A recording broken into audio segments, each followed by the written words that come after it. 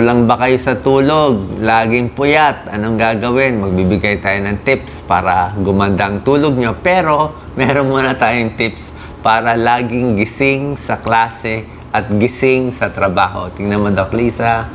Ayan, dapat makatulog ka para gising, no? Pero, minsan, puyat ka eh. Huwag kumain ng marami bago ang klase. Aantukin ka, hindi ka makakasagot sa school. Pwede ka magbuhos ng malamig na tubig sa muka para gumising. Diba? Magising-gising. Ang kape, pwede siguro 2 tasang kape, pero hanggang 2 lang, pampagising yan sa umaga. Sit up straight, huwag nakaslouch. Ito pa, pwede ka mag-chewing gum para gising.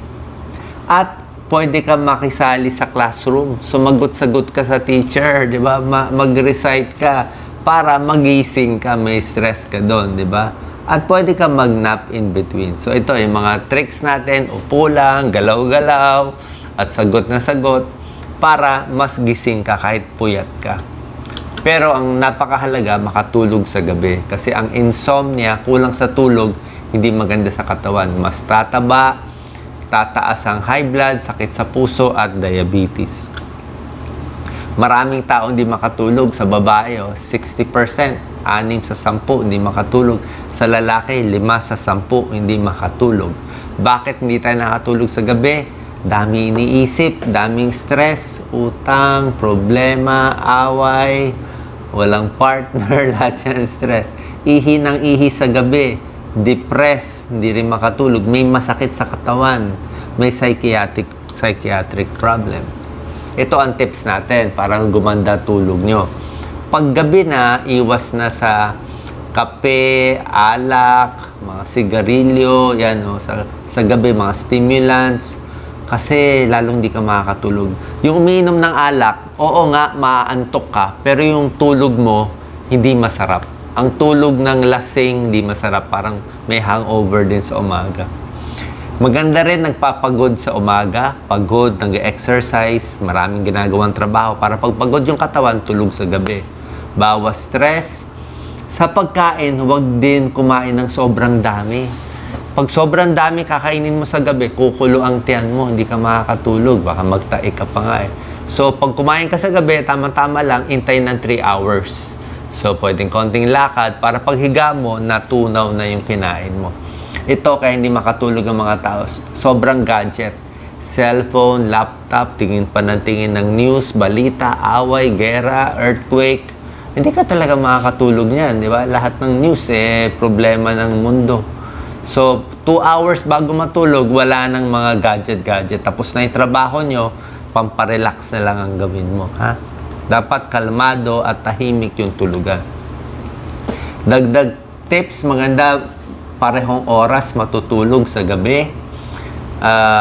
Nagpapaaraw sa umaga, may tulong yan. Pag nagpapaaraw ka sa umaga, mas gising ang katawan. Pag gabi na, madilim, alam ng katawan, matutulog ka na.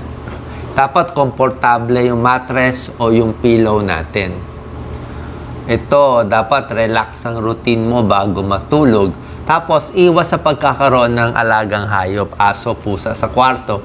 Gigisingin ka nung pusa, nung aso, biglang tatahol yun eh. Ngayon po, para makatulog, dapat tama yung hinihigaan nyo. Huwag sobrang lambot. Tingnan nyo to. Sobrang lambot, nakalundo. Sasakit ang likod niya. Oh. Huwag din sobrang tigas. Kita mo, ma-stiff neck siya. Oh.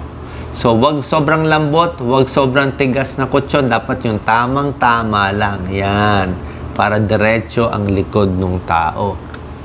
Pagdating sa position, pwede nakatihaya. Okay to para matulog. Pwede nakatagilid. Tihaya o tagilid. Pag tihaya, maganda to, hindi ka magkaka-wrinkles. Maganda rin to, less neck pain, less back pain. At kung meron kang GERD, yung nangangasim, 2 unan, mas hindi aakyat yung acid. Pero kung humihilik ka, mas maganda on the side eh. Buntis, humihilik, on the side, mas okay. Kaya lang, pa naka-side lang, medyo nakaipit yung mukha mo, tsaka yung breast mo, so medyo kukulubot. Iwas tayo sa pagdapa. Pagdapa kasi medyo mahirap eh. Oo, dapa, nakadapa yung mukha, masakit sa leeg eh. So ito yung mga position na konting iwas, mas maganda tihaya o nakatagilid. Isa pang problema, sobrang paghilik. Yung mga muscular, malaki, minsan malaki yung leeg eh. Parang maraming laman dito, yung mga overweight din, mas humihilik sila.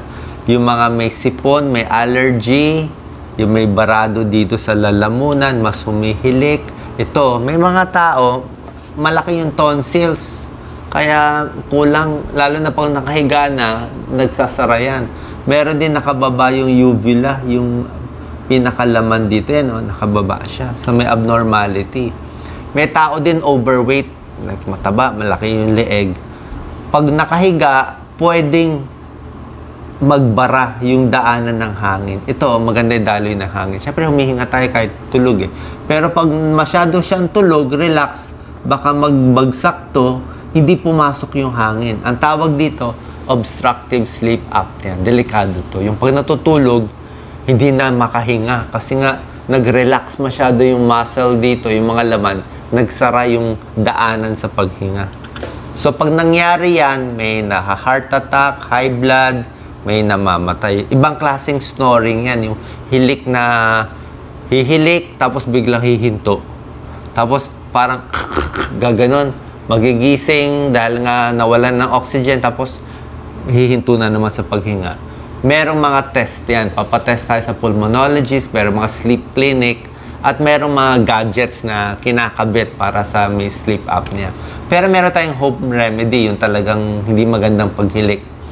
Huwag mo na uminom ng alak bago makatulog, di ba? Kasi sobrang relax eh. Baka lalo magbara. Kung may allergy, gamutin. Matulog na nakatagilid, bawas timbang.